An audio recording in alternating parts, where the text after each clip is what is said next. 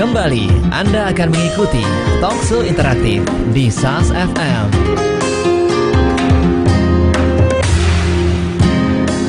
Assalamualaikum warahmatullahi wabarakatuh. Langsung sahabat dari lantai dasar Masjid Nasional Al-Akbar Surabaya. Inilah 107,5 SAS FM dan live video streaming kami di sasfmsurabaya.net. Bermanfaat, menghibur dan syar'i. Tidak zamannya lagi sahabat, saat ini radio hanya bisa didengar ya. Dan saat ini SAS FM bisa Anda lihat melalui sasfmsurabaya.net. Kalau Anda pakai smartphone, di Google Anda ketik aja m.sasfmsurabaya.net. Apapun mesin pencari Anda itu ya, ketik m.sasfmsurabaya.net. Tentu di sana nanti Anda pilih video streaming dan Anda bisa membawa SAS FM kemanapun dan dimanapun. Bisa menikmati siaran kita dan juga bisa melihat suasana di studio 1 SAS FM secara real time. Baik sahabat, selamat pagi untuk Anda semuanya. Benar sekali apa yang disampaikan oleh Regina tadi ya. Wah, Regina ini kemenangan judulnya tadi sahabat, bahwa memang kemenangan itu, kesuksesan itu milik orang-orang yang berjuang dan juga berdoa ya, intinya itu. Baik, saya Alik A3, di Gatekeeper ada Arin Rosalina. Kita ada di program SAS HRD, hadir setiap Jumat ya pukul 8 sampai pukul 9 pagi. Gunanya adalah untuk memberikan wawasan untuk Anda terkait di pekerjaan dan juga kita buka peluang untuk Anda yang punya masalah di tempat kerja ya. Di sini nanti boleh konsultasi juga. Baik, di program SAS HRD ini sahabat, temanya adalah peran HRD dalam mengantisipasi politik kantor. Jadi kita bahas tentang politik kantor. Apakah Anda baru mendengarnya? Atau dulu Anda pernah terlibat? Atau Anda justru manfaatkannya, politik kantor? Kita bahas semuanya ya nanti bersama Bu Intan sahabat. Nah, kira-kira seperti apa sih politik kantor bagi Anda yang belum tahu ya, dan bagaimana cara HRD untuk mengantisipasi hal itu agar baik tentunya ya. Bu Intan telah hadir di studio 1 SAS FM sahabat. Beliau dari SHMCC Strategic Human Capital Management Consulting Center, dari Dr. Andes J. Tansil and Associate. Saya sapa terlebih dahulu. Assalamualaikum Bu Intan. Waalaikumsalam Mas Ali. Waalaikumsalam juga buat sahabat semua. Iya, kabar baik ya Bu ya. Kabar baik dong. Awal tahun biasanya itu kalau awal tahun begini loadnya itu agak rendah atau tinggi sih Bu?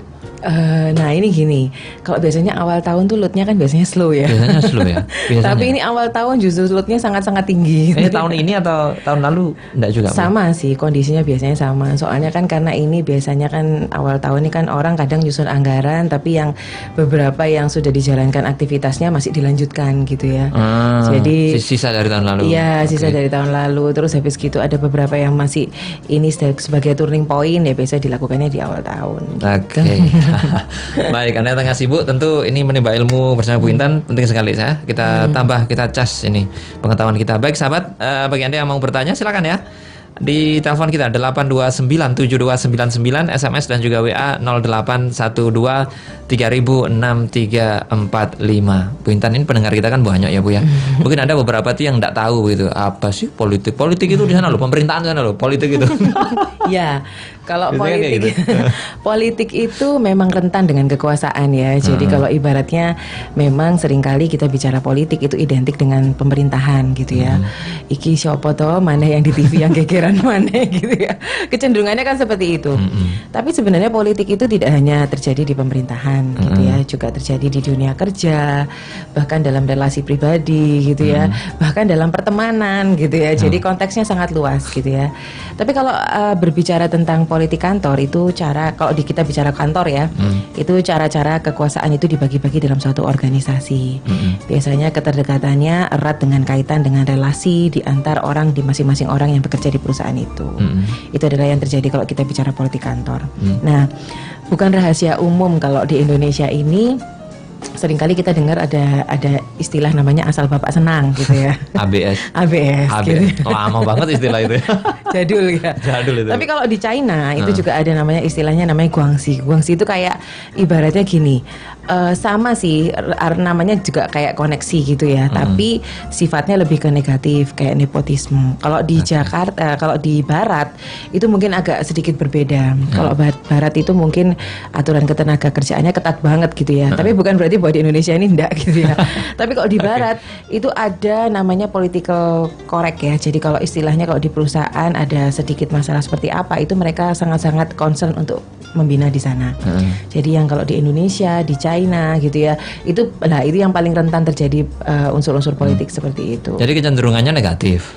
kecenderungannya Politik. negatif. Tapi politik kantor tidak selalu negatif. Nanti Tidak mungkin selalu. saya akan bahas apa yang tidak termasuk konotasi yang positif dari politik kantor itu Jadi sendiri. memang kesannya kalau politik kantor intinya kan ketika seseorang ingin mendapatkan karir ya Bu ya, Iya. tentu untuk mendapatkan kekuasaan ini kan salah satu bentuknya dari politik. Iya. Tentu ya tadi itu Ibu lakukan apa namanya, bukan Ibu lakukan, banyak orang melakukan. Iya, banyak ABS orang tadi melakukan iya asal apa ya? BPS. Istilahnya itu menjilat begitu ya. Iya, menjilat gitu ya. Jadi kalau ibaratnya gini, kalau kita lihat banyak kasus ya, kalau di contoh-contohnya politik kantor itu, misalnya kayak ilmu kodok gitu ya. Kalau ilmu kodok itu yang tadi itu. Jadi kalau kodok itu kan ibaratnya gini, dia menyembah yang atas tapi menendang yang di bawah gitu ya. Banyak kasus yang terjadi seperti itu. Kayak gitu. Jadi politik kantor tuh luas ya. Jadi ada banyak kasus yang ternyata kita temui dan itu fenomena gitu loh. Itu reality yang sering kita temui.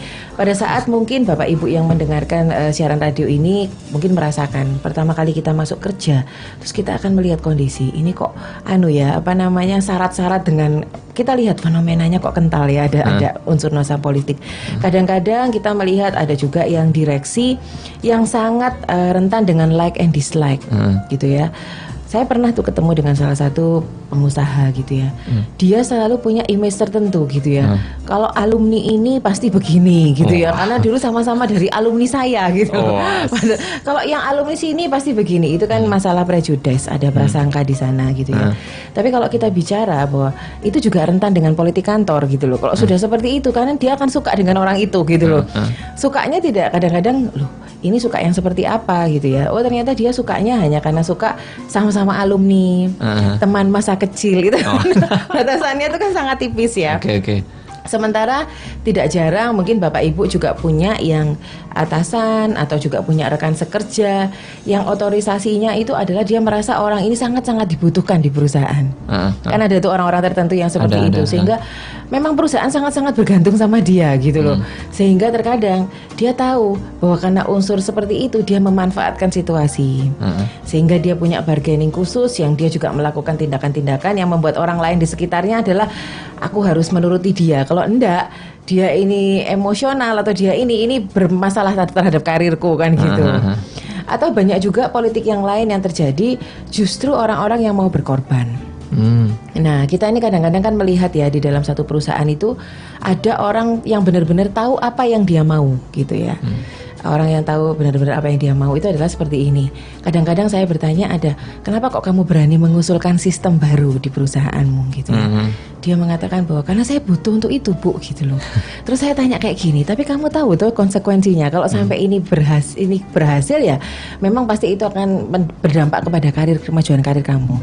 Tapi kalau itu gagal, kamu tahu resikonya. Nah, ada orang-orang tertentu yang mereka tidak ambil pusing dengan adanya politik kantor sehingga dia mengatakan bahwa ya enggak apa-apa Bu, itu memang saya siap dengan resiko itu gitu ya. Jadi kalau kita bicara politik kantor, banyak kasusnya adalah seperti tadi itu. Ada orang-orang tertentu yang punya bargaining, ada orang-orang tertentu yang kayak ilmu kodok itu gitu ya.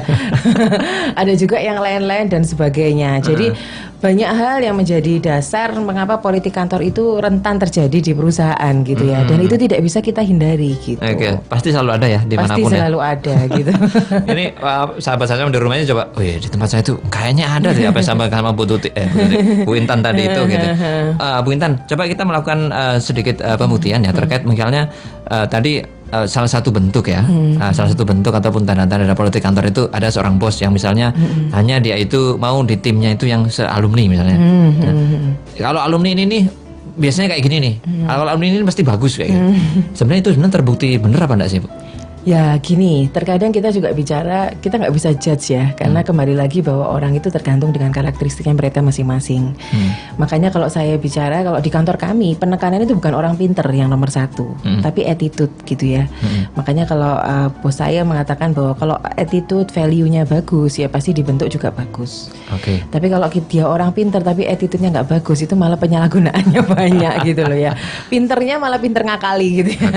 Jadi banyak terjadi adalah kita bicara bahwa ada alumni tertentu memang ada kadang-kadang seperti itu. Apalagi kalau alumni itu mungkin penekanan di aspek integritas dan moralitasnya bagus. Nah itu tidak jarang kalau masuk di perusahaan pun bagus. Tapi kembali lagi bahwa manusia itu bicara opportunity, kesempatan, gitu ya. Orang yang jujur kalau masuk ke perusahaan tapi konteksnya perusahaan itu tidak jujur ya dia pasti akan katut nggak jujur kan gitu.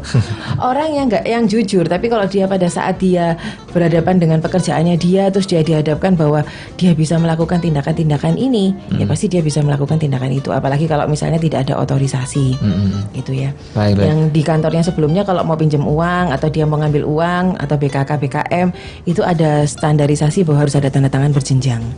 Di perusahaan baru kalau minta uang tinggal dia mengusulkan uang dikasih gitu ya.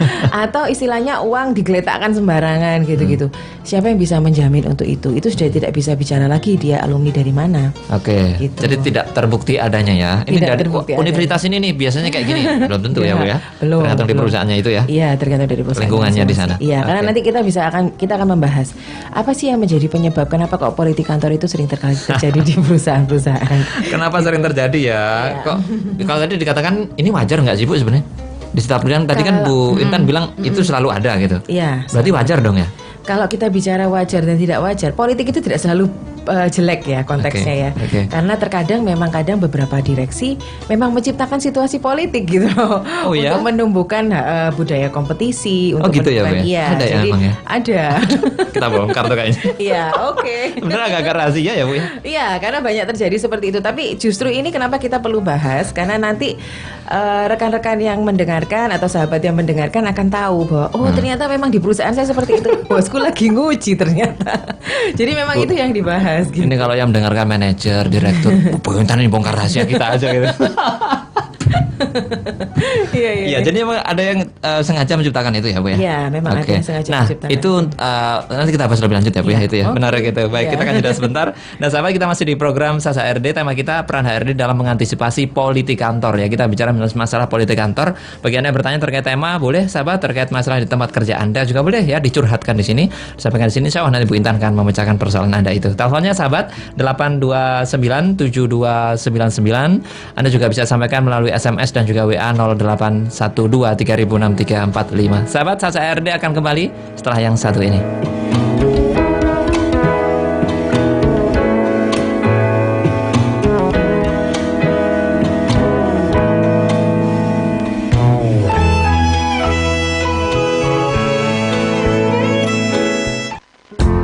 Bolehkah muslimah memasang foto di media sosial?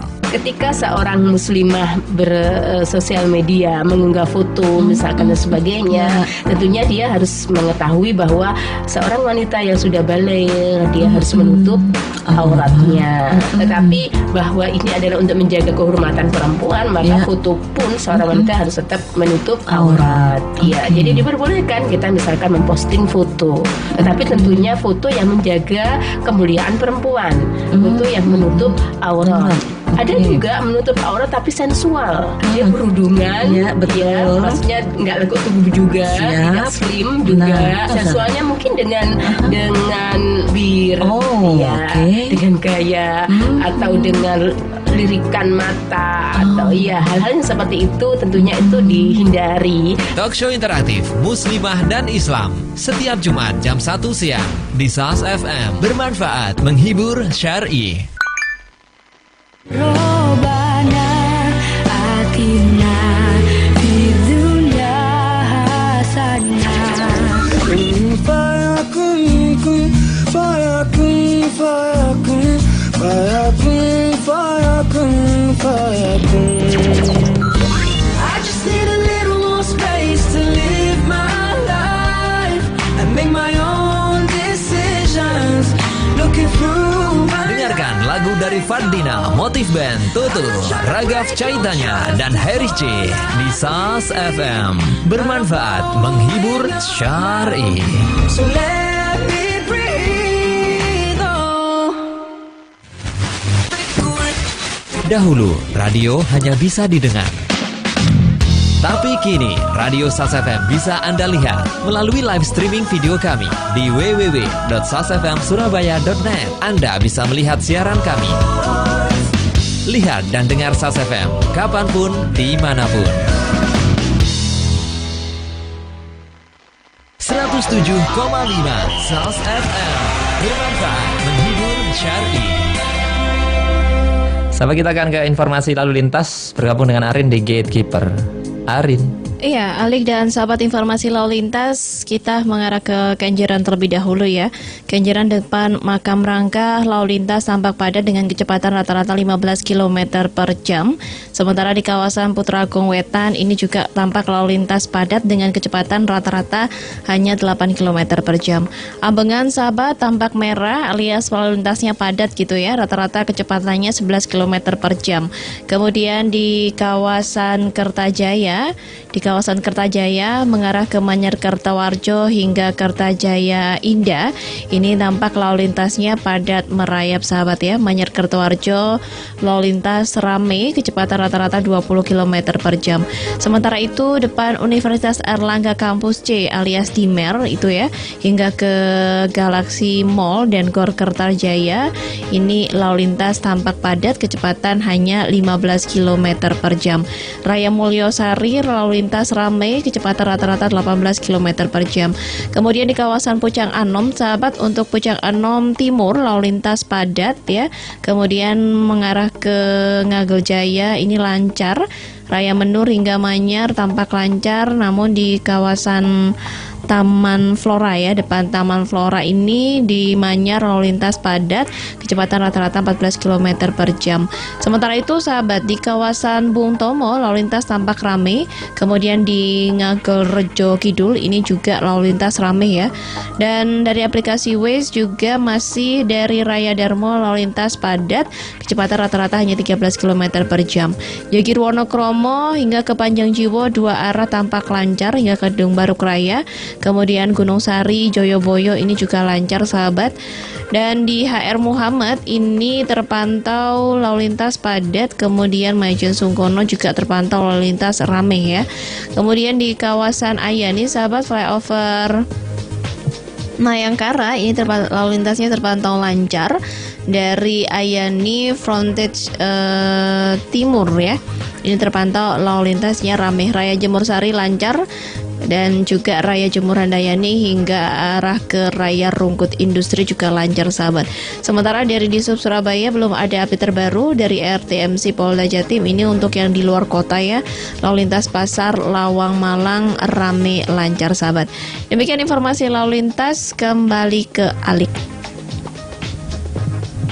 Baik Karin, terima kasih ya atas informasi lalu lintasnya.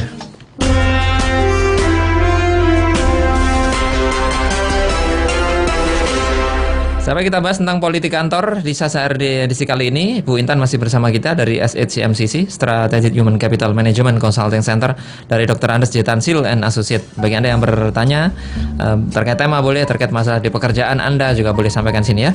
Teleponnya 8297299, SMS dan juga WA kita di 0812 30006345. Bu Intan, ini kenapa sih kok ya muncul gitu ya? Politik itu ya harusnya sangat, karena kesannya negatif ya Bu ya. Dari dulu kan kesannya itu negatif, mempertahankan dengan cara tadi itu. Ini ada, saya baru dengar loh Bu, kodok itu ya. Dia melihat di atas itu sambil ada love-nya gitu ya. Maksudnya itu dia cinta ke atasan, tapi di bawahnya itu Jadi menyembah dan menendang. Kayak gitu-gitu tuh di tiap perusahaan ada ya Bu ya? Ada kondisi seperti itu. Itu kan hanya salah satu dari beberapa kasus ya. Jadi kalau kasus politik kan tadi saya banyak ya. Ada masalah itu, ya ada ilmu kodok, ada orang-orang yang bargainingnya ke situ, ada orang yang totally gitu ya. Jadi ada politik yang justru diciptakan sendiri oleh atasannya gitu ya. Itu kan banyak hal yang terjadi. Tapi penyebab dari politik kantor sendiri itu sebenarnya karena kita tahu bahwa terbatasnya sumber daya perusahaan juga gitu ya. Terkadang situasi smooth, situasi kerja aman gitu ya. Tapi pada satu titik tiba-tiba ada kegiatan ini, ada ditawarkan promosi gitu ya. Wah, ini promosi sudah tidak pernah ada sejak beberapa tahun yang lalu gitu ya. Ada jabatan yang ditawarkan. Nah, ini yang kadang-kadang yang kemarin kita dalam posisi comfort zone, dalam posisi tenang, tidak ada ini. ilmu sikut menyikutnya mulai ada gitu ya. Karena kemudian ada jabatan yang ditawarkan di sana. Mungkin Mas Ali pernah lihat kalau kita di program TV dulu namanya The Apprentice ya, yang dulu zamannya Donald Trump. Terus ada juga yang siapa itu Pak yang pendirinya Air Asia kalau di Asia ya. Sempat di ini juga sih Indonesia ya. Di Indonesia juga. Kalau Indonesia termasuk salah satu, kan itu ada yang Asia, ada yang di Amerika gitu ya. Itu kan kita lihat bagaimana persaingan di antara mereka. Awalnya smooth gitu ya, karena mereka seolah-olah sebagai suatu tim gitu ya. Tapi begitu ditetapkan bahwa hanya satu orang yang akan dipilih gitu ya. Nah, itu mulai ilmu sikut menyikut itu di situ ada gitu ya. Jadi kenapa kok politik itu seringkali muncul? Itu karena masalah terbatasnya sumber daya. Bu, jadi sebenarnya kalau kita lihat dari kacamata bos gitu ya, dari kacamata direktur ataupun owner, kalau keadaan terang-terang saja itu apakah itu keadaan yang agak membahayakan? Kok semua convert terang-terang gini ya? Udah deh, tak buat ini aja ada jabatan baru ya. Apakah jadi, gitu? Iya, kadang-kadang untuk biasanya direksi itu kan seringkali menimbulkan manajemen konflik ya. Sengaja. Jadi sengaja memang ya, manajemen konflik itu ditimbulkan untuk supaya karyawannya mereka punya sisi untuk saling berkompetisi satu. Terus juga untuk kadang-kadang mereka melakukan itu untuk menguji soliditas tim. Gitu ya. Kalau kita lihat itu kan banyak hal. Kalau kita melihat tim apakah itu kompak atau tidak kompak, itu biasanya kan owner ada yang mereka mengikutkan dalam kegiatan outbound gitu ya. Kan itu kan kelihatan siapa yang akan egois, siapa yang ini. Tapi tidak jarang owner juga menempatkan pada suatu situasi kondisi yang mereka menciptakan bahwa ada penugasan tertentu atau job assignment yang mau nggak mau dilibatkan banyak pihak. Terus satu pihak dipilih jadi ketua padahal dia tidak punya bargaining, ataupun istilahnya ada orang lain lagi yang diletakkan di situ untuk sengaja diciptakan gitu. Itu ya, Bu ya. Kalau dengan kondisi seperti ini masih utuh nggak yang mereka kemarin solid gitu ya. Nah, itu akan kelihatan ke depan karena sebenarnya konflik itu ya diciptakan ada juga yang tujuannya mengarah ke sana gitu ya, agar owner juga melihat kalau ternyata masih solid berarti ke depan berhadapan dengan situasi apapun. Ini kalau di dalam intern aja mereka solid, berhadapan dengan kompetitor di luar atau eksternal mereka pasti akan jauh lebih solid kan. Jadi kadang-kadang memang ada beberapa orang ditempatkan memang tidak pada tempatnya begitu ya, Bu ya.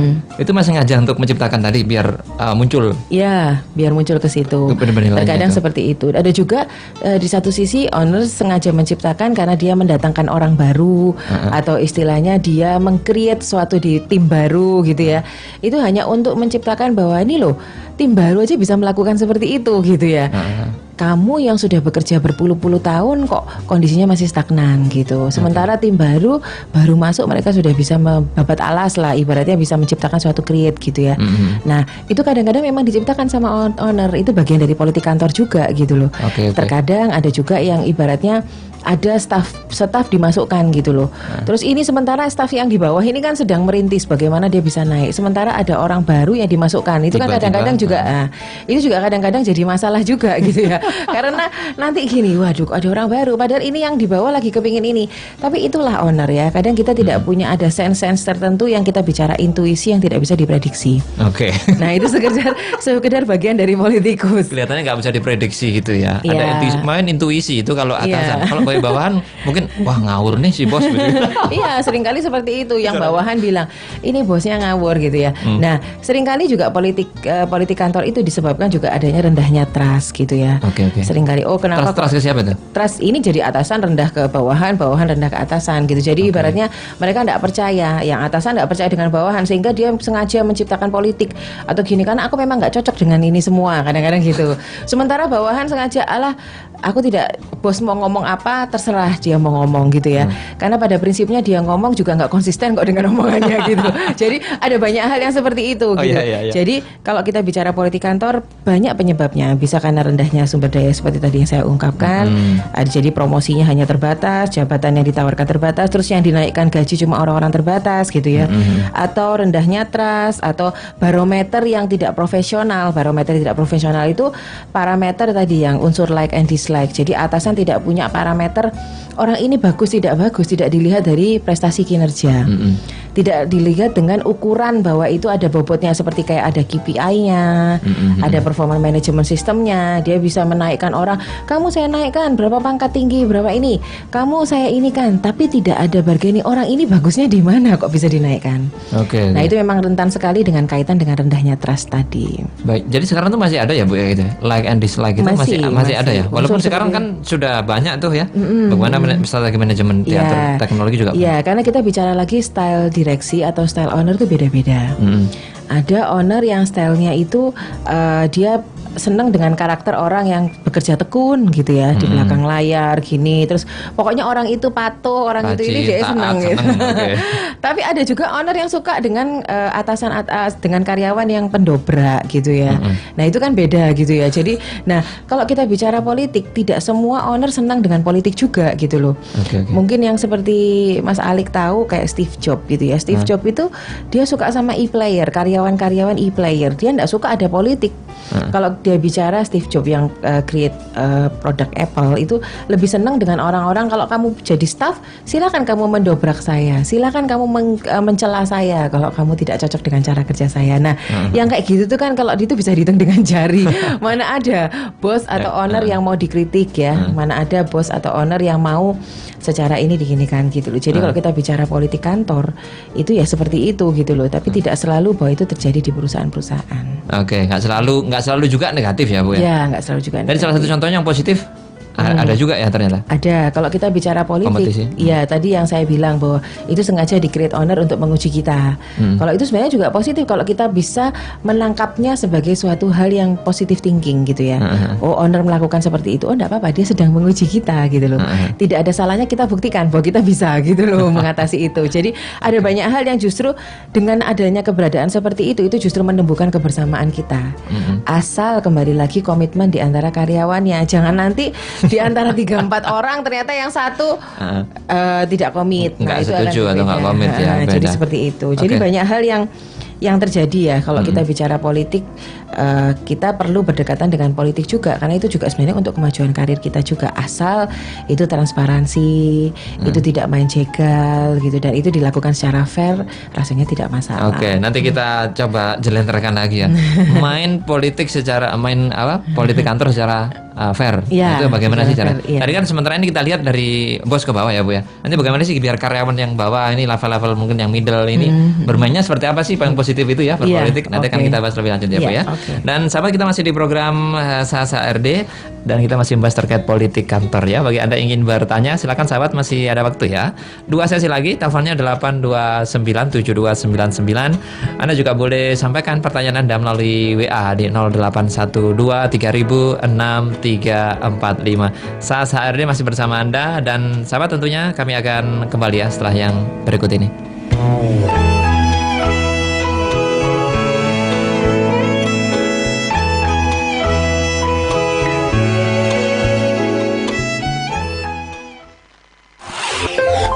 Catatan informasi.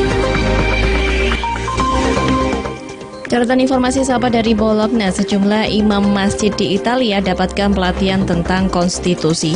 Kementerian Dalam Negeri Italia mengeluarkan sebuah program seminar dan pelatihan terhadap pemimpin-pemimpin agama, termasuk sejumlah imam masjid dari berbagai masjid di Italia. Pelatihan bertujuan untuk menciptakan dialog antar agama dan mengkampanyekan toleransi antar umat beragama, serta mensosialisasikan konstitusi Italia. Program ini sahabat dibiayai sepenuhnya oleh Kementerian Dalam Negeri Italia dengan dana sebesar 92.000 euro dan akan berjalan pada awal Februari mendatang di Ravenna, sebuah kota kecil di bagian Italia Utara. Program ini sahabat akan dilaksanakan oleh sejumlah akademisi dari Universitas Bologna. Selain itu, program juga ditujukan kepada para pemuka agama, terutama bagi agama-agama yang belum diakui secara resmi oleh pemerintah Italia, termasuk Islam.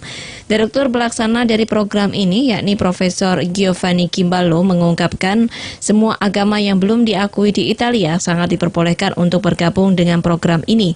Tujuan dari program ini adalah untuk mendorong dialog antar agama dan budaya, serta memberikan kontribusi terhadap pembangunan masyarakat yang damai dan anti kekerasan. Dari Purwokerto, sahabat, PT KAI akan lakukan konservasi gerbong kereta tua. Perseroan Terbatas Kereta Api Indonesia (PT KAI) pada tahun ini akan melakukan konservasi terhadap kereta atau gerbong penumpang yang telah berusia lebih dari 31 tahun. Vice Presiden PT KAI Daerah Operasi 5 Purwokerto, Dwi Erni Rahnawati mengatakan, pada tahun 2017 tidak ada penambahan kereta baru, yang ada adalah konservasi atau peremajaan kereta maksud kami yang telah berusia lebih dari 31 tahun. Dalam hal ini, sahabat, kereta-kereta yang telah berusia lebih dari 31 tahun akan diganti dengan kereta baru, tetapi tidak ada penambahan jumlah kereta maupun perjalanan moda transportasi massal tersebut. Dan berdasarkan pendataan khusus PT KAI Daob 5 Purwokerto, sahabat, ada 28 kereta yang sudah berusia lebih dari 31 tahun. Akan tetapi, Dwi mengatakan penggantian kereta tersebut rencananya dilakukan secara bertahap. Menurut Dwi, sahabat, kereta-kereta tersebut tersebar di sejumlah rangkaian dan hingga sekarang ini masih beroperasi. Kendati dilakukan opname, Dwi mengatakan bahwa kereta-kereta tersebut masih beroperasi hingga penggantinya datang karena pihaknya sudah memiliki data kereta yang akan diganti tersebut berada pada rangkaian kereta api apa saja. Dan untuk penggantiannya, Dwi mengatakan akan dilakukan oleh petugas dari kantor pusat PT KAI Persero. Informasi terakhir, sahabat, dari Banda Aceh. Gempa 5,4 skala Richter guncang Aceh, tidak berpotensi tsunami. Gempa bumi berkekuatan 5,4 skala Richter mengguncang kota Banda Aceh dan sekitarnya. Gempa, sahabat, tidak berpotensi tsunami dan berdasarkan informasi dari Badan Meteorologi, Klimatologi, dan Geofisika atau BMKG, gempa terjadi sekitar pukul 02.19 waktu Indonesia Barat pada hari Jumat ini. Dan titik pusat gempa, sahabat, berada 76 km sebelah barat daya kota Banda Aceh. Belum ada laporan kerusakan akibat gempa tersebut dan hingga saat ini, sahabat, juga belum ada laporan apakah ada korban karena gempa. Demikian, sahabat, catatan informasi kami ambil dari Antara, Republika, dan Detik. 107,5 SALS FM, bermanfaat, menghibur, syar'i. Baik, kita lanjut, sahabat, di SAS HRD. Tema kita adalah peran HRD dalam mengantisipasi politik kantor, ya. Masih bersama Bu Intan, beliau dari SHMCC, Strategic Human Capital Management Consulting Center dari Dr. Andes Yutansil and Associate. Bagi Anda yang ingin bertanya, silakan ya. Teleponnya 8297299, SMS dan juga WA 0812 306345. Anda boleh bertanya terkait tema ataupun terkait masalah di tempat kerja Anda. Baik, Bu Intan, sebenarnya kita bisa main cantik ya, memanfaatkan politik kantor bagi mungkin sekarang ini bawahan atau mungkin kepala divisi. Aku pengen naik deh jadi manajer ini. Bisa ya bermain cantik, bisa, ya, Bu, ya? Positif. Caranya kalau kita nih? bicara politik kantor itu seperti kita main teater ya. Oh. Jadi kalau kantor itu panggungnya itu adalah kantor gitu ya. Tergantung kita kalau bicara politik kantor, kita mengambil peran sebagai apa gitu ya. Peran sebagai penonton atau peran sebagai pemain gitu. Kalau kita sebagai pemain ya kita pasti harus ikut alurnya dong. Berarti kalau ikut jadi pemain itu masuk dalam politik.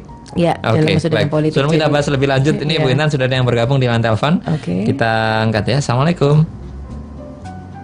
Halo? Kok nggak ada suaranya ya? Ini masuk ya? Halo? Ada yang salahkah di sini? Halo. Oh iya, halo. Sudah. Assalamualaikum. Belum ditutup. Waalaikumsalam warahmatullahi warahmatullahi wabarakatuh. Bu Rini, silakan, Bu. Halo, Ya, Bu ya, Mas Rini. Ali. Silakan, Bu. Iya, Mas Ali, Bu Intan. Ada tuh yang namanya politik kantor. Duh, baru tahu ya Bu Rini ya.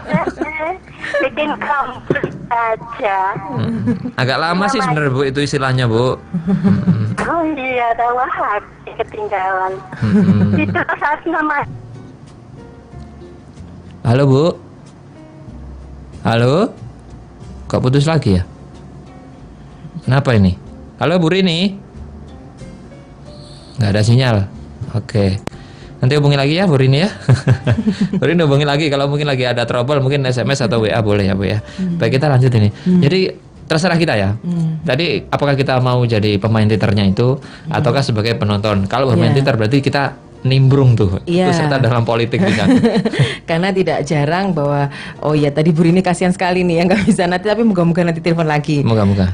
Jadi kalau kita bicara bahwa politik kantor itu kita bicara seperti kita main sinetron gitu ya.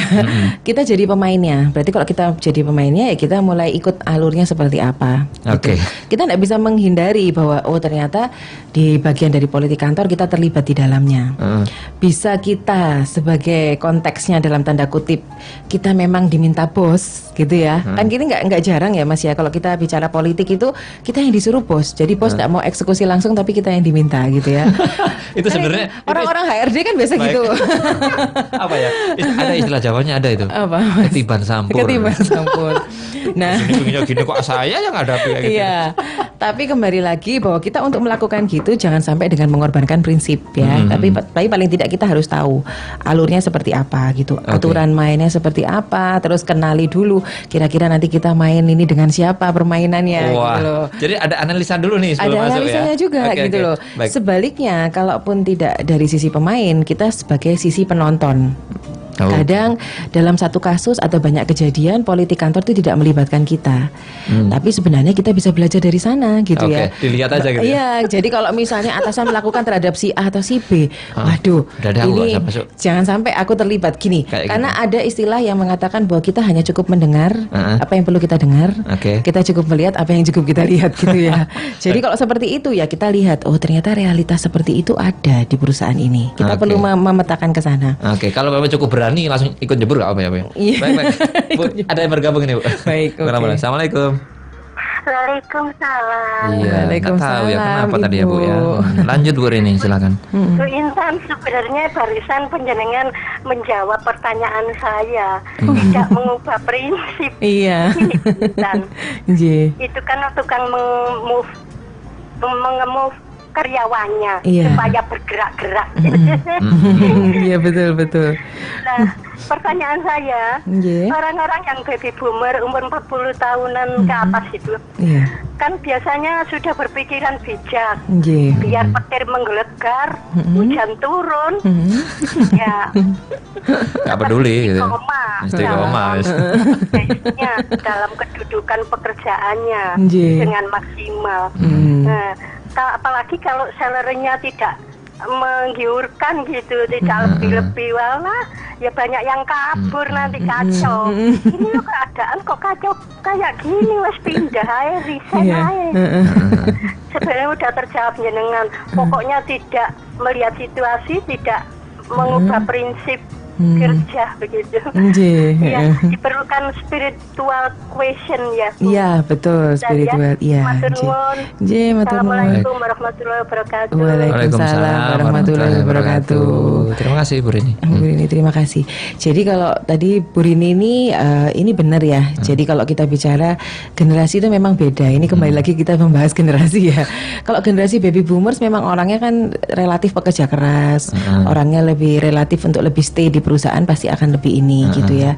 Jadi kalau memang ya orang-orang seperti itu bagaimanapun turut memberikan andil atau warna dalam perusahaan Tetap gitu ya. ya. Iya, jadi kalau memang ini ya prinsip-prinsip itu harus dipegang gitu ya. Karena terkadang banyak ini mungkin kalau para owner dengar pagi ini ya, bukan berarti karena kita ini kembali lagi masalah attitude itu penting gitu ya. Kadang-kadang owner itu tidak melihat hal itu sehingga kecenderungannya hanya melihat bahwa saya melihat ada anak baru lebih kreatif gitu ya, lebih cekatan dibanding orang-orang lama. Padahal kalau kita bicara orang-orang kreatif, orang-orang cekatan itu orang lama pun bisa melakukan itu pada saat di eranya dia. Oke. Gitu ya. Itu Pada yang saat seringkali dulu. seringkali kita cenderung abaikan. Oleh karena itu pada saat seringkali owner atau bicara, wah orang lama saya ini kok hanya comfort zone Bu Intan, hanya duduk, hanya gini, rasanya kurang greget, masa beberapa kali harus disuruh. Itu kembali lagi saya justru menekankan kepada yang bersangkutan. Bagaimana kita meng-create meng-create dia sampai dia kemudian di posisi seperti itu gitu ya. Jadi bukan salahnya dia aja, tapi kita turut memberikan andil di sana. Tapi kalau kita juga jelaskan, loh loh Bapak mengatakan seperti itu terhadap orang lama Bapak, tapi apakah orang baru ini sudah teruji secara loyalitas gitu ya?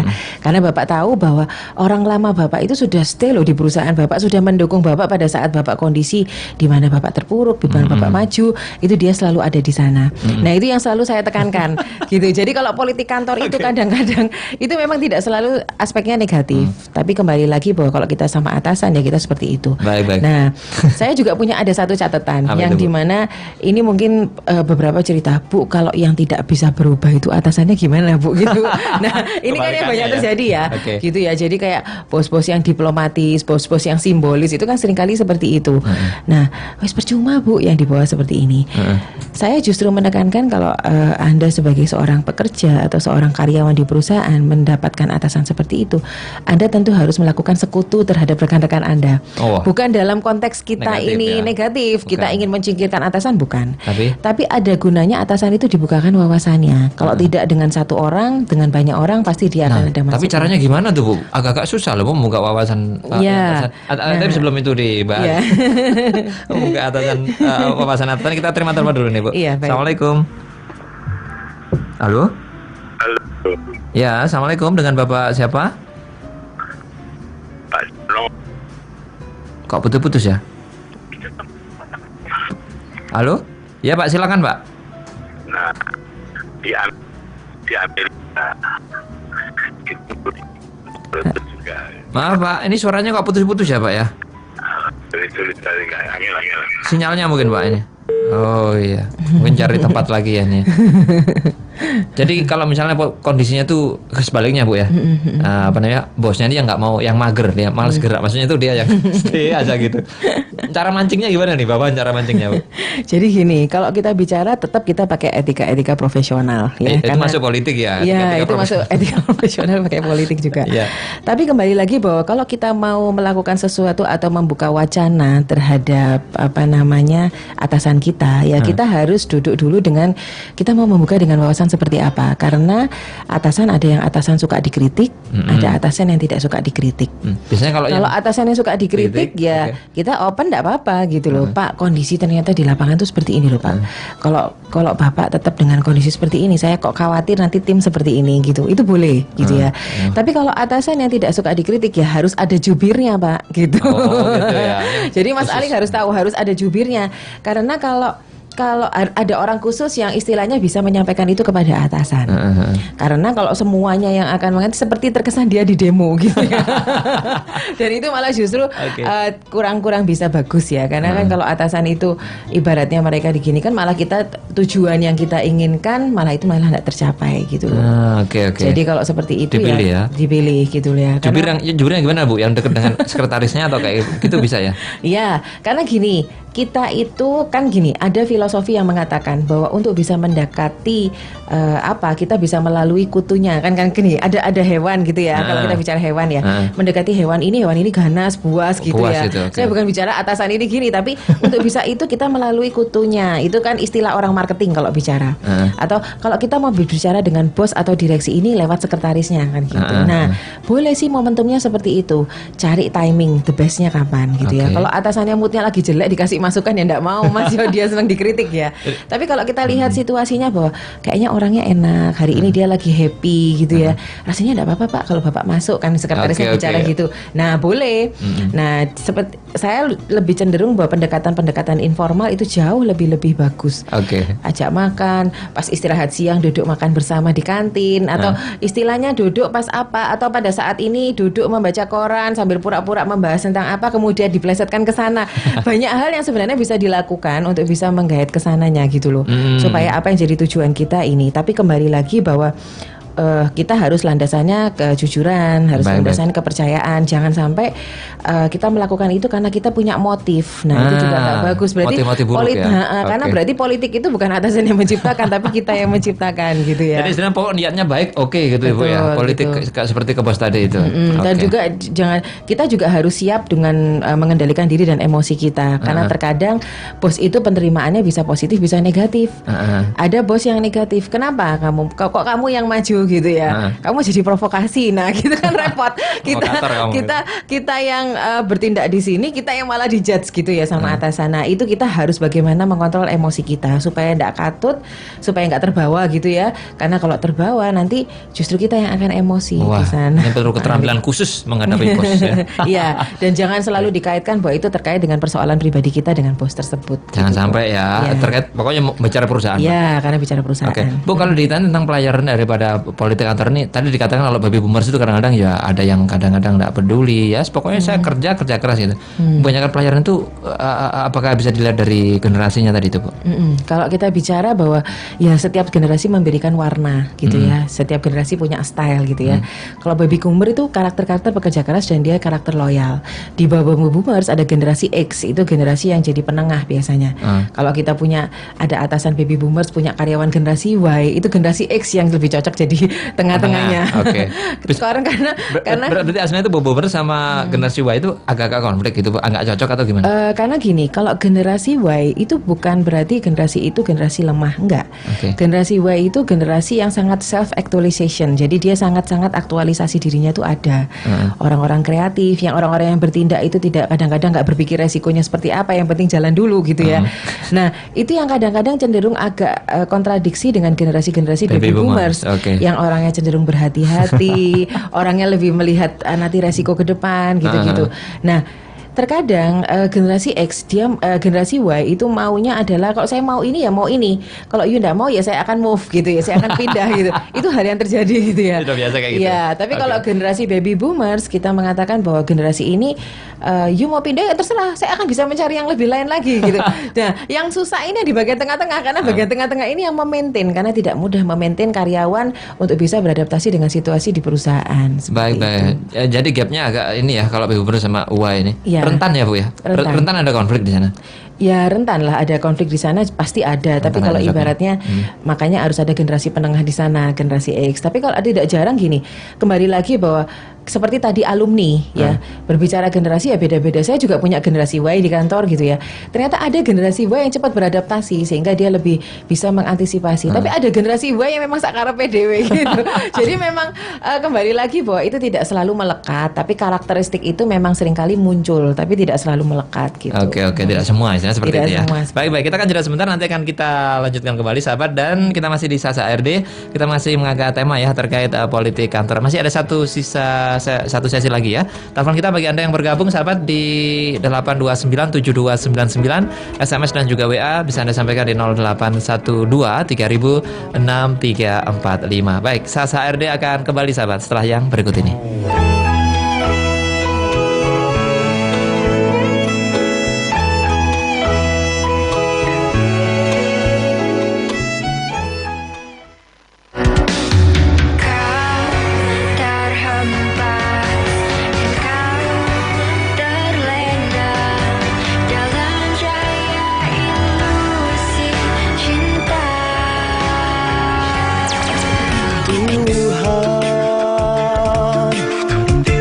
Tempat aku berteduh,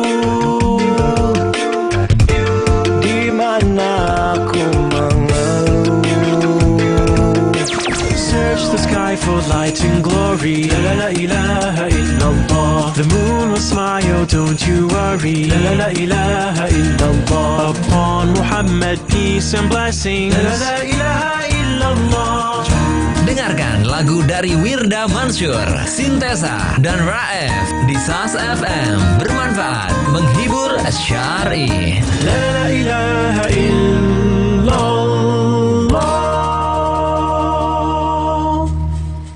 Sahabat, apakah badan Anda sudah terasa pegal-pegal, terasa tidak enak begitu sahabat? Nah, saatnya mengeluarkan darah-darah kotor dalam tubuh Anda sahabat. Bagaimana caranya?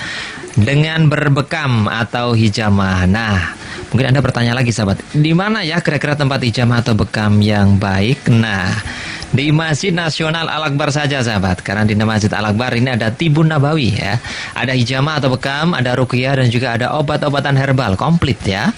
Hijamah atau bekam ini bukanya setiap hari Senin sampai Jumat sahabat, pukul 9 pagi hingga pukul 4 sore.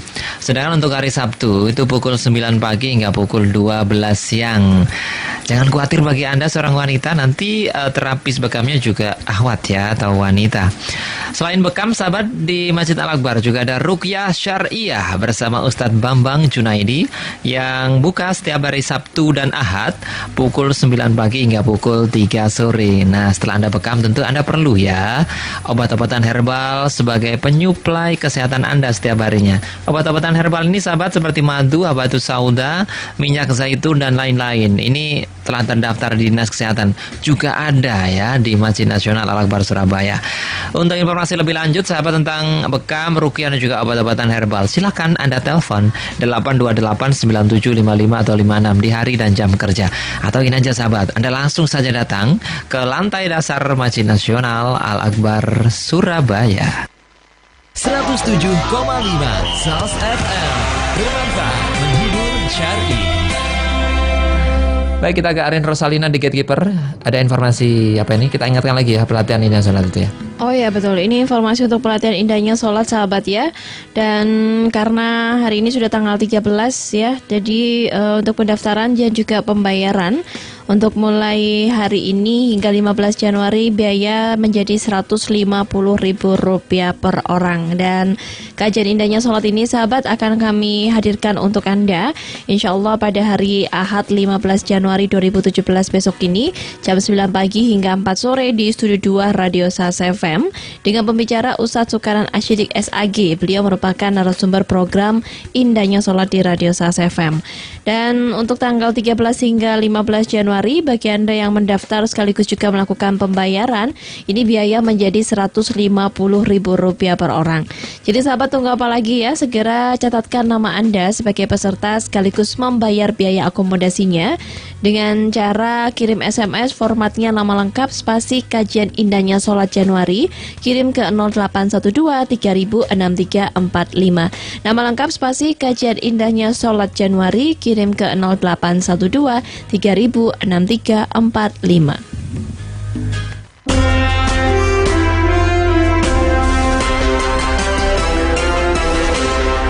Baik, kita kembali sahabat, sesi terakhir di SAS HRD. Kita bahas tentang politik kantor ya. Masih bersama Bu Intan sahabat. Dan bagi Anda yang ingin bergabung, masih ada waktu ya, 8297299. Waduh, ini waktunya 4 menit tapi ya.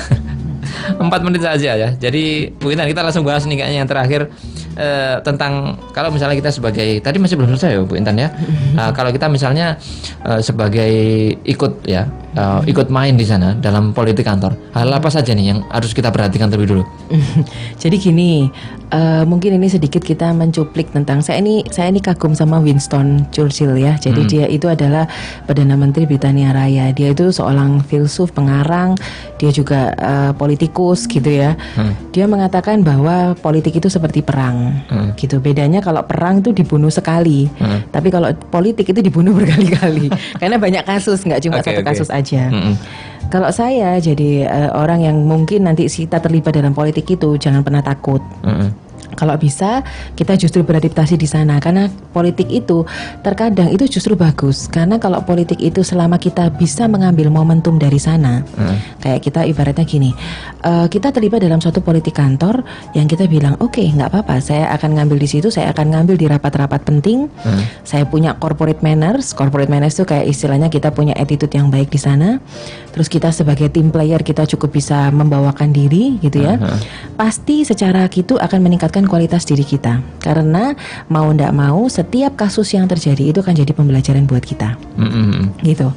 Dan juga politik itu justru akan membantu kita untuk memperoleh apa yang kita inginkan. Nah kan banyak kasus tuh kalau kita bicara di pemerintahan. Sekarang yang jadi pemimpin-pemimpin di negara kita itu kan dulu pernah orang-orang yang dulu pernah terzolimi gitu ya. Kan ibaratnya kasusnya dulu SBY jadi presiden kan juga begitu. Bagaimana dia berkasus dengan Bu Mega kan gitu, Pak SBY. Kemudian orang bersimpati kepada dia gitu ya. Ada juga momentum yang seperti apa, Pak Jokowi juga naik karena dulu juga ada kasus seperti apa. Sebenarnya kita bisa melakukan semua itu karena sebenarnya kalau kita bermain cantik ya, ibaratnya gini, kita terlibat dalam suatu politik. Tapi kalau kita bisa memanfaatkan momentum dengan kita bicara, kita fair, kita tidak manipulatif, dan kita memanfaatkan sebaik mungkin, itu justru kita nanti akan justru bisa meningkat dari sana gitu loh. Oke. Ya asal kembali lagi ilmu kodoknya jangan dimainkan. Gitu ya, nggak boleh. Ilmu nggak boleh. kodoknya jangan, ini yang harus diingat ya. Jadi ilmu kodok Jadi itu tetap adalah fair, tetap objektif gitu ya, Bu? Iya, tetap fair, tetap objektif. Karena kalau kita bicara ya gitu. Kalau perang ya dibunuh ya sekali. Kalau politik itu berkali-kali. Hari ini Nggak kita biasa. kena kasus politik kantor yang ini, besok bisa aja berubah dengan politik yang lain. Oke, baik. Bu, ini yang terakhir ya. HRD tentu perannya apa nih, Bu, kalau misalnya ada semacam politik kantor begitu? Ya. Sebagai penengah atau kayak apa itu? Gini, kalau istilahnya orang kita bicara HRD ini adalah pihak yang paling susah biasanya kalau kita bicara politik Dilema. kantor. Posisi dilema. Posisi dilema. Kalau kita bicara accounting tugasnya jelas ya, dia pasti hanya sebatas pembuatan laporan keuangan, melakukan Oke. analisa dari sana gitu ya. Kalau kita bicara orang produksi ya bagaimana produksi itu meningkat. Tapi kalau SDM atau di HRD itu intensnya adalah dengan SDM. Dia akan mengendalikan dengan tidak hanya dari kondisi SDM di perusahaan, tapi faktor-faktor lain terkait kebijakan dari pimpinan itu akan dia tuh diturunkan dan dia biasanya yang akan mensosialisasikan ke sana. Nah, kalau itu memang tidak sepaham dengan dia, kadang-kadang kan seperti itu. Owner minta seperti ini. Di dalam hati kecil kita bicara, di naruni kita bicara.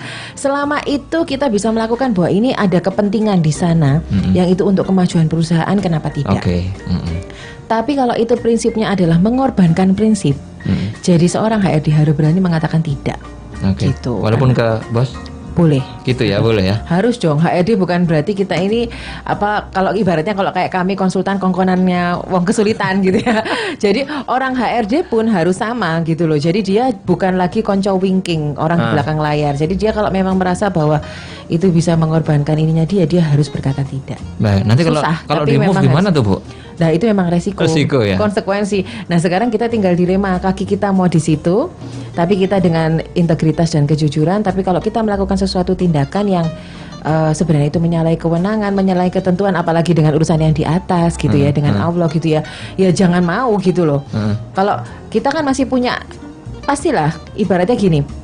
Saya masih percaya bahwa kalau dengan kondisi apapun, kalau kita pun merasa bahwa atasan itu merasa tidak menghargai kita, itu kan berarti kan kembali lagi kepada aspek penghargaan ya. Oke. Jadi kalau dia melakukan, kita diminta seperti itu, terus kita memberikan suatu masukan, terus dia tidak mau mendengar, ya berarti memang bukan di situ tempat kita kan gitu. Oke. Tapi kalau selama atasan bisa mengatakan bahwa ini cukup bisa diterima, berarti benar asumsi kamu. Oke, kita pakai cara apa? Nah itu berarti atasan masih bisa diajak diskusi. Enak tuh kalau kayak gitu ya atasan. Iya. Baik, Bu, terakhir ini, Bu, apa pesan-pesan Bu Intan terhadap teman-teman yang ini mau main politik kantor main positif? Ya, jadi kalau rekan-rekan sendiri atau Bapak Ibu atau sahabat semua yang ada di perusahaan, kita seringkali dihadapkan pada fenomena syarat atau kental dengan politik kantor. Kalau saya tetap kendalikan diri, itu nomor satu. Karena kalau kita tidak tepat dalam menyikapi gitu ya, atau kita tidak tepat dalam masuk ke sana, itu malah kita terseretnya bukan ke arus pusaran yang positif, tapi justru yang ke negatif. Tapi kalau saran saya, kalau kita terlibat dalam politik kantor, kita pelajari situasinya. Seperti tadi yang saya cerita, kita siap jadi penonton atau kita siap jadi pemain gitu loh. Jangan jadi penonton sekaligus pemain gitu nggak ya. bisa tuh ya. Kan nggak bisa gitu ya. Karena kita tahu bahwa politik kantor itu seperti ibaratnya teater, itu panggungnya. Kita bisa membawakan baik atau kita membawakan buruk, itu tergantung sama kita sendiri. Oke, pilih peran yang baik atau peran yang buruk ya. Jadi kayak antagonis sama peran. Oke, baik Bu Intan, terima kasih atas Terima ilmunya kasih. dibagi di SAS FM. Iya. Mudah-mudahan kita jumpa lagi dengan kesempatan ya, Bu ya. Iya, Berbagi ilmu baik. lagi. Assalamualaikum, Bu. Waalaikumsalam warahmatullahi wabarakatuh. Demikian sahabat perbincangan kami di program SAS HRD. Tadi temanya politik kantor. Tadi kita bersama Bu Intan, beliau dari SHMCC, Strategic Human Capital Management Consulting Center dari Dr. Andes C. Tansil and Associate. Terima kasih bagi Anda telah bersama kami. Mudah-mudahan bermanfaat sahabat ya. Saya Alik Atigia, di gatekeeper ada Arin Rosalina. Pamit. Assalamualaikum warahmatullahi wabarakatuh.